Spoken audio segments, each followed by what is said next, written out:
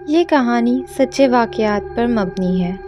بہت سال پہلے کی بات ہے کہ ایک گاؤں میں ایک لڑکی تھی۔ دوسرے بچوں کی طرح اس کو بھی کھیل کود میں بہت مزہ آتا تھا، اور بچے تو کسی کی سنتے ہی نہیں ہیں۔ تیز بارش ہو یا تیز دھوپ، بچوں کو تو بس کھیلنے سے ہی مطلب ہوتا ہے۔ سخت گرمیوں کا موسم تھا اور دوپہر کا وقت تھا۔ نور اپنی کزن شہانہ کے ساتھ اس جگہ گئی جہاں وہ ہمیشہ کھیلنے جاتے تھے۔ وہ جگہ ان کے گھر سے تھوڑی ہی دور تھی، اور وہاں پر ایک درخت تھا جہاں بچیوں نے کھیلنے کے لیے ایک جھولا لگایا ہوا تھا۔ ویسے تو اس درخت کے پاس ہمیشہ ہی لڑکیوں کا مجمع رہتا تھا، پر آج جیسے ہی نور اور اس کے کزن وہاں گئے تو وہاں پر کوئی بھی نہیں تھا۔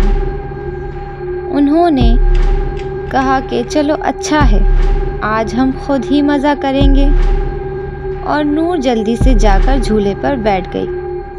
اور اس بات پر شہانہ کو بہت غصہ آیا۔ شہانہ نے نور سے کہا کہ پہلے مجھے بیٹھنے دو، پر نور نے اسے نہیں بیٹھنے دیا، اور شہانہ غصے میں چلی گئی۔ نور کو یہ احساس ہی نہیں ہوا کہ نور وہاں پر اب اکیلی رہ گئی ہے۔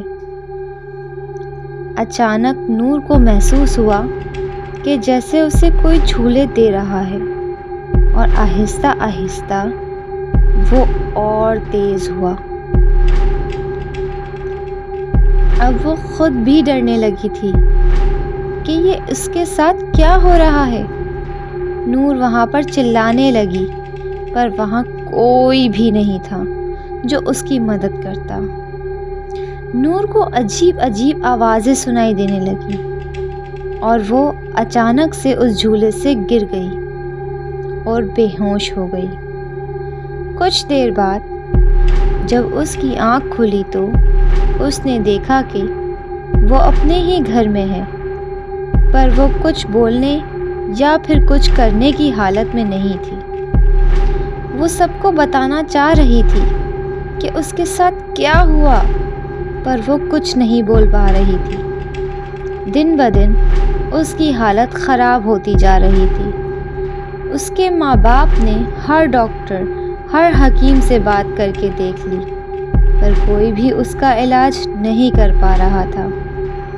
اور ایک دن نور کے بابا کسی بزرگ کو لے کر آئے، اور اس بزرگ نے ان کو بتایا کہ نور اب زیادہ دن زندہ نہیں رہ سکتی، کیونکہ وہ پوری طرح غیب کے قبضے میں آ گئی ہے۔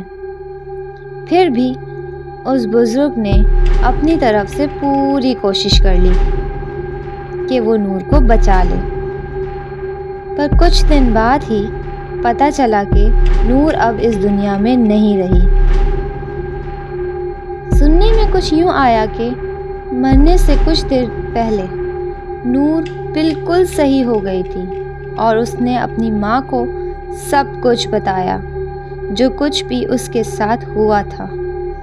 اور آخری بات جو اس نے بتائی وہ یہ تھی کہ کوئی اس کے کان میں روز کہتا تھا کہ موت کا کوئی علاج نہیں۔